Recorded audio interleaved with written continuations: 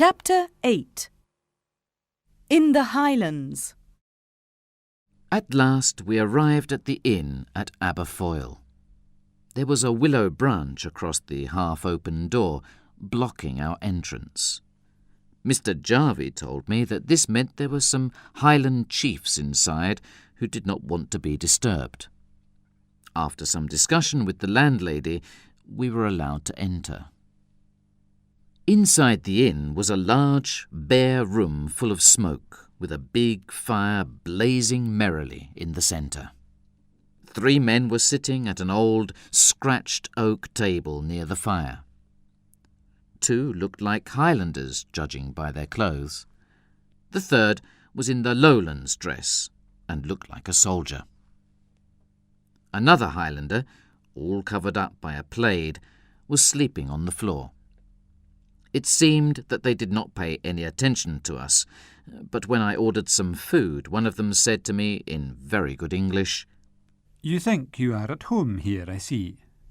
His tone was offensive, and a dispute started.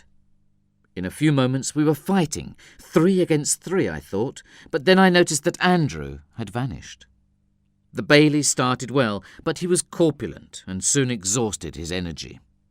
He was almost at the mercy of his antagonist, when suddenly the sleeping Highlander jumped up from his place on the floor and, placing himself between the 2 men, exclaimed, "This is Bailey Jarvie. I will defend him."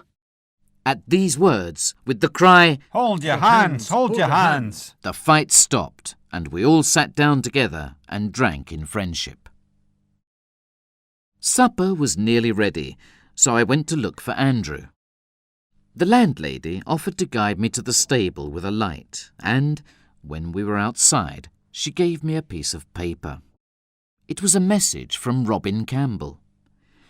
He said that he could not come to the meeting, and advised me not to mix with the people at the inn, because they were dangerous.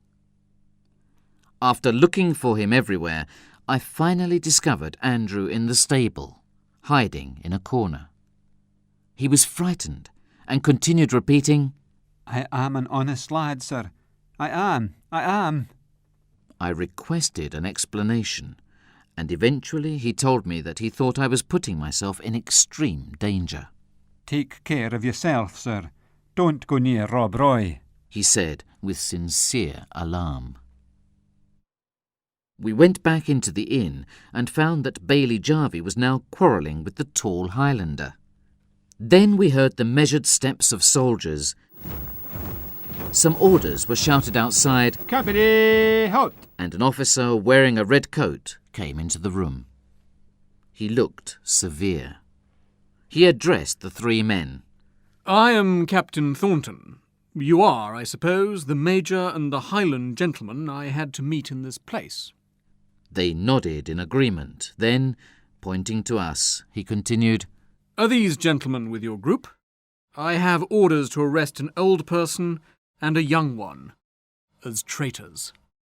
He looked hard at Mr. Jarvie and me. "You two, what are your names?" Mr. Jarvie told him, and when the officer heard the name Osbaldistone, he ordered his soldiers to disarm and search me. They found the note from Mr. Campbell and decided that we had to be Rob Roy's spies. The officer decided to send us to the garrison with an escort. We spent the rest of the night at the inn. I did not sleep well. I heard the soldiers going out many times on patrol, but apparently they did not find out the information the English officer wanted, because he became more nervous each time they returned.